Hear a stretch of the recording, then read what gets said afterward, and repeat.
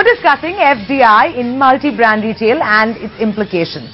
We're now moving on to debate number 2, which will essentially focus on impact on A, the modern retail, B, Kirana, C, FMCG players, D, the farmer, and E, most importantly, the consumer. And of course, how this entire retail play will come together in the foreseeable future. And joining me to do that, I have a very special panel of guests. Harsh Goenka, Harsh Mariwala, R.S. Sodhi, Nitin Paranjpe, International Retail Analyst, Manu Ghai, and B.S. Nagesh and Thomas Verghese have been very kind to stay on. Thank you so much, all of you, for joining in. So everyone's talking about how FDI in retail is really going to impact modern trade. But let's take a 5-year framework. What's actually going to be the impact on modern trade from a 5% penetration currently? Can I ask you to take that, Mr. Goenka? My belief is it will bring an all-round improvement as far as the retail business is concerned. First of all, if you look at most of the stores, they are starved of cash. So to that extent, there will be welcome inflow in terms of FDI, whether it be with a private equity partner or with a strategic equity partner. Second effect it will have is, and which is most important, is with the consumers. The consumer will find greater choice and better prices. And most of all, the farmers. I think there will be a big difference in terms of cutting off the middlemen. The whole business from farm to the plate will become much shorter and much more efficient. In the next 5 years, perhaps 12 to 15% of the total organized, of the total retail trade will be with the organized system. Mr. Mariwala, 12 to 15% in 5 years. Are you in consensus with Mr. Goenka? I think it will not change dramatically. It will maintain its fast growth rates. So 5 may go to 6 or 7, but medium term it can go, which is over a period of next 3 to 5 years. It can go to 10%, and beyond that, say long term, beyond 10 years, it can reach 15 to 20%. I think overall the interest level is high, but one is not sure until they actually commit to the funds and the overall journey. I'd like to bring you in, Mr. Sodhi, now. Who are going to be the biggest gainers and losers out of this move? And everybody is talking that this FDI retail is going to benefit farmers, but I've never seen any representative of farmers talking about benefits, what they are going to derive out of. First of all, I'll say that modern retail, what is coming to India, where all over what they are already there. Please ask them what question. Out of the rupee which they are going to get from consumer, what percentage will go to the farmer? In milk, in fruits, in vegetable. Because I can talk about milk since from dairy industry. In India, Amul is passing on around 80 to 85% of consumer rupee to the milk producer. All over India, even unorganized sector is around 60 to 65. But as far as my information goes, then a developed world from where these all so-called FDI people is coming in retail, farmers get only 30 to 35%. Last year in whole Europe, farmers have gone for strike because they were getting only 30% of consumer euro price. Thomas, I'd like you to come in on this. I know you're a big believer in FDI in retail actually helping farmers. So really, your thoughts? I don't think that view is correct at all. We do 50% of our procurement through Farmgate, and believe me, when I talk to the farmers who deal with us directly, they are delighted to be working with us because clearly there is no transparency in the APMC mandis. There is no fair play in terms of price fixation on the daily auctions. Many times they have to wait in the mandis for many hours and sometimes even a few days before the product comes for auction. And in perishable commodities they lose a lot of yield. And I think no farmer who is dealing directly with the retail chain even today in India can say that he is not getting a much better deal. He gets his payments immediately. So I think, I don't know what Mr. Sodhi was talking about. I thought they talked more about the likely shortages of food products and poultry and dairy products which will happen if the output of the farms is not increased. Boon or bane, Mr. Goenka, your view for the Indian farmer? Between the farmer and the end consumer, there are at least 6 or 7 intermediaries. The challenge is how does the retailer buy directly from the farmer? And that is extremely important. If that happens, the retailer can give a better price to the farmer and can give a better price to the consumer. Mr. Paranjpe, if I can get you in at this point, you know, a lot of people have voiced their opinion on whether the Kirana will remain to be relevant or will absolutely have a fatal death in time to come, you know, post-modern retail taking off. What's your sense, given the fact that we are such a unique market, we have such a strong bond with our neighborhood store, so much so that, you know, he delivers for 25 rupees, and on top of that there's credit, which is really a very, very unique system. So don't you think it will take a very long time for modern retail to match this kind of facility and this kind of really, you know, doorstep mechanism? No question. I completely agree with you. I don't believe that the Kirana down the road will become extinct, not at all. We've always maintained that India will be a hybrid trade environment. For the foreseeable future, I can see the coexistence of organized trade and the mom and pop store down the road. These will exist. Each one of them has a different role to perform. And you just described the sort of relationship and the value and the delivery and the credit and just the trust which has been built over a period of time. That counts for something. And by no means does the mom and pop store go extinct. Yes, some of them who are very close to the opening up of these large stores do have some of their business affected. That is true, and I think it would be wrong to pretend that that doesn't happen. But on the macro level, they don't disappear at all. Right, we've heard the global giant HUL speaking. Let's hear from homegrown Marico. Mr. Mariwala, do you think they can ever go out of fashion? I'm talking about, of course, the Kirana.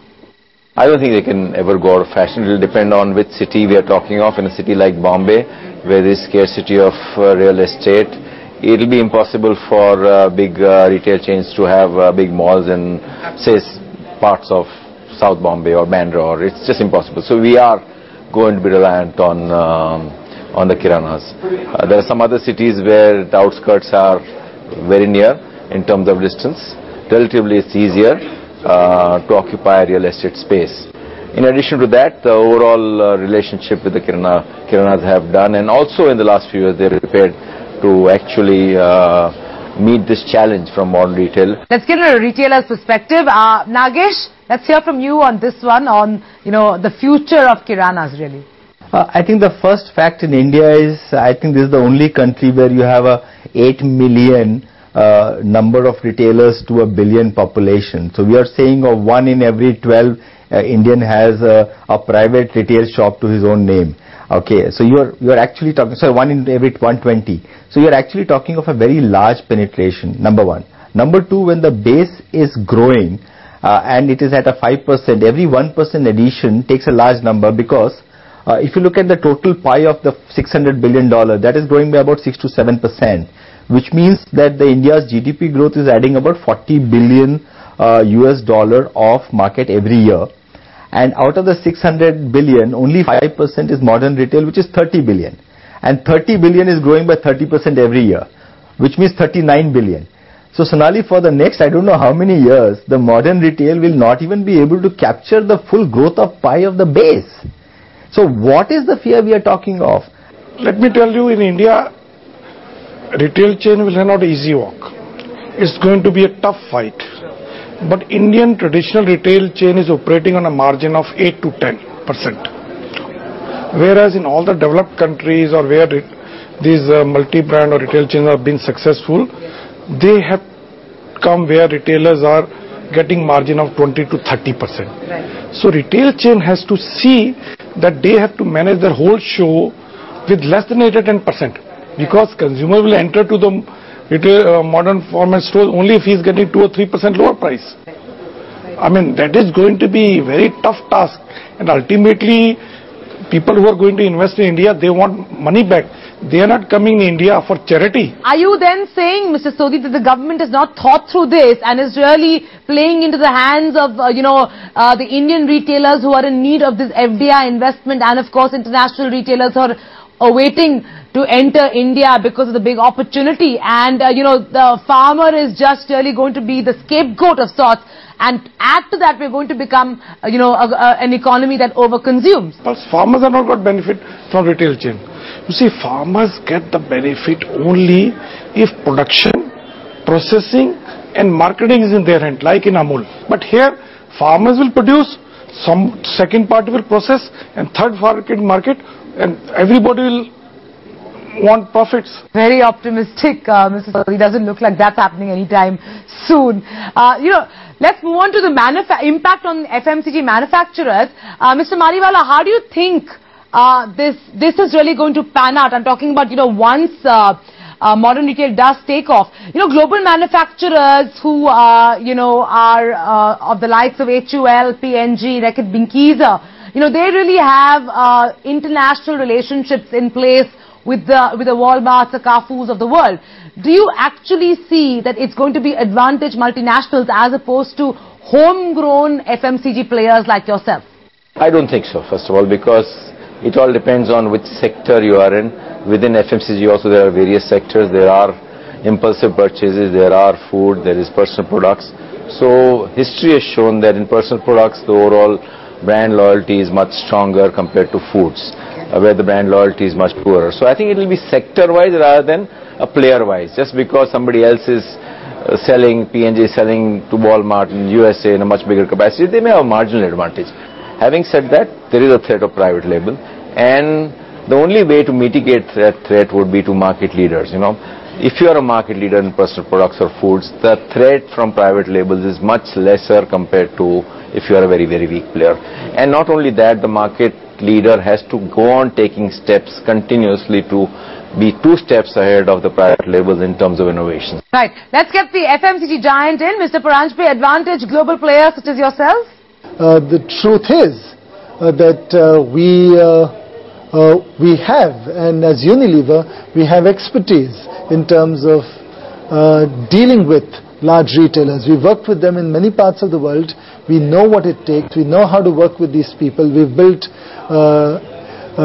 strong skills and expertise and relationships with these people, and of course they will come in handy. Mr. Mariwala, coming to you, I really want to talk about the impact it's going to have on FMCG manufacturers. I'm talking about taking the retail, modern retail taking off, and the impact on margins. I mean, the clout is really going to be shifting, of course, in time from the manufacturer to the retailer, assuming, it takes off in a big way, especially in a high inflation scenario where you're saying that the consumer will be the biggest beneficiary. No, as I said earlier, depending on which sector are you in. Are you in foods, personal products? Are you a market leader? Are you not a market leader? If you are a weak player, you will get impacted, definitely. Because you will have to, and if you are in food and a weak player, you are the worst affected. Sure. If you are personal products and if you're a strong player, you are the least affected. And everything else will fall in between. In a competitive market, everybody is vulnerable, So there will be some shakeout, as it happens in most countries. Mr. Goenka, how would you look at, the small players and maybe the regional players? Would they have to tweak their model and get into sourcing to become private label manufacturers of sorts? I'm talking about smaller manufacturers, SMEs, etc., as you may call it. How does their model really play out in the future? I see them becoming more as niche players rather than private label manufacturers, because I see most of the multinationals producing on their own, or they have trade relationships with their existing private label manufacturers. Right. I want to tie this question up with the premise we began our conversation with when we talked about farmers.